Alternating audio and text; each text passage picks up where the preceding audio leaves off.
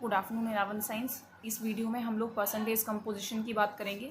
हालांकि नाम से ही आपको जो है क्लियर हो रहा है परसेंटेज कंपोजिशन का मतलब कि हम लोग जानना चाहते हैं कि कोई भी कंपाउंड है उसमें किसी भी एलिमेंट का परसेंटेज क्या है, उसका कंपोजिशन क्या है।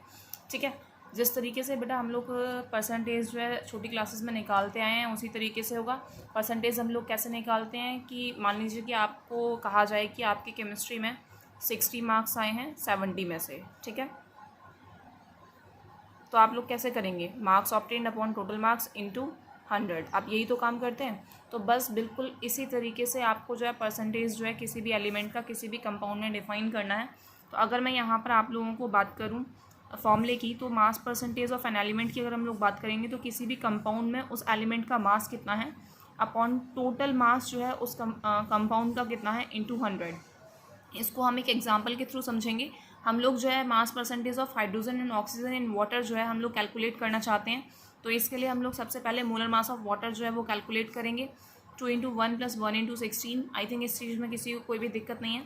और आपको मोलर मास जो है वाटर का वो 18 ग्राम आप लोगों ने फाइंड आउट किया।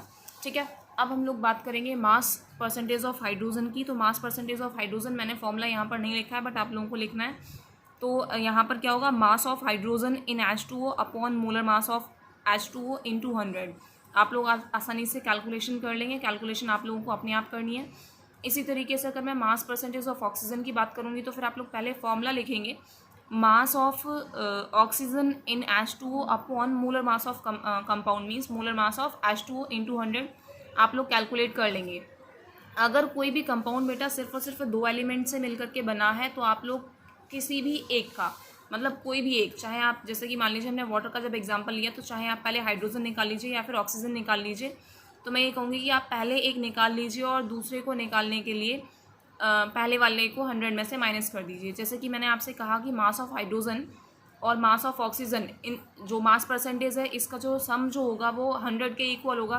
तो आपने अगर एक बार हाइड्रोजन का निकाल लिया तो ऑक्सीजन का निकालने के लिए उसको 100 में से आप माइनस भी कर सकते हैं और आप चाहें तो आप फॉर्मूला लगा करके भी उसको अप्लाई कर सकते हैं। ठीक है, आपकी एनसीईआरटी में एक क्वेश्चन है जिसमें आपसे कहा गया है कि calculate the mass percentage of different elements present in sodium sulphate. Sodium sulphate में जितने भी एलिमेंट्स हैं उनका आपको मास परसेंटेज निकालना है।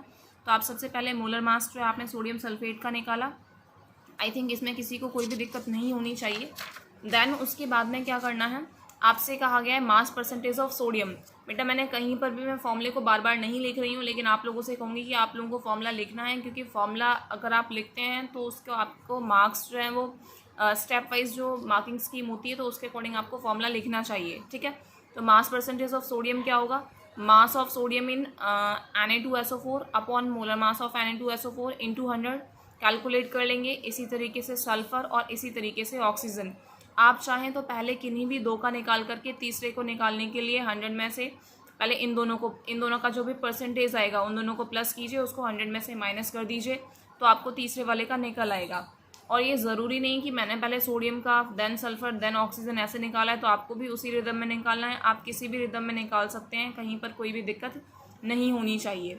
एक क्वेश्चन जो कि आप लोगों के लिए होमवर्क है वो आप लोग नोट करेंगे, what is the percentage of carbon hydrogen and ethanol. तो आपको जो है इथेनॉल में कार्बन हाइड्रोजन और ऑक्सीजन जो है उसका परसेंटेज जो है आपको निकालना है। अगर मैं आपको इथेनॉल का फॉर्मूला बताऊं बेटा तो ये है। ठीक है, अब अगर मैं यहाँ पर बात करूँ तो ये तो हो गया इथेनॉल का फॉर्मूला। इस चीज़ में हमें कोई दिक्कत नहीं, बट आप जब इसको लिखें फॉर्मूले को तो इस तरीके से लिखें, मीन्स रिप्रेजेंट पहले इस तरीके से करें कि हाँ भाई फॉर्मूला जो है ये होता है, बट हमने इसको इस तरीके से क्यों लिखा, जिससे कि आप लोगों को आसानी रहे। ठीक है, क्योंकि बच्चे अधिकतर गड़बड़ कर जाते हैं कि हाँ भाई फ्लो में हम शुरुआत से शुरू करेंगे कि हाँ भाई पहले कार्बन का निकाले देन हाइड्रोजन का, तो 5 × 1 कर जाते हैं अधिकतर बच्चे, ये दिक्कत हो जाती है। इसलिए हम लोग अगर कोई भी आपके पास में फॉर्मूला है उसमें अगर एलिमेंट कोई भी एक एलिमेंट के जो एटम्स हैं अगर वो इस तरीके से बिखेर करके लिखे हुए हैं और आपको मास परसेंटेज निकालना है तो आप उसे कंडेंस्ड फॉर्म में लिखिए, क्योंकि 5 हाइड्रोजन यहाँ हैं और 1 हाइड्रोजन यहाँ है, इसलिए आपने इसको कंबाइन करके लिखेंगे तो उससे आप लोगों को सुविधा रहेगी। अब आप लोग इस क्वेश्चन को आसानी से सॉल्व कर सकते हैं। अगर कहीं पर किसी को कोई भी दिक्कत आए तो फिर वो मुझसे पूछ सकते हैं। Okay, thank you.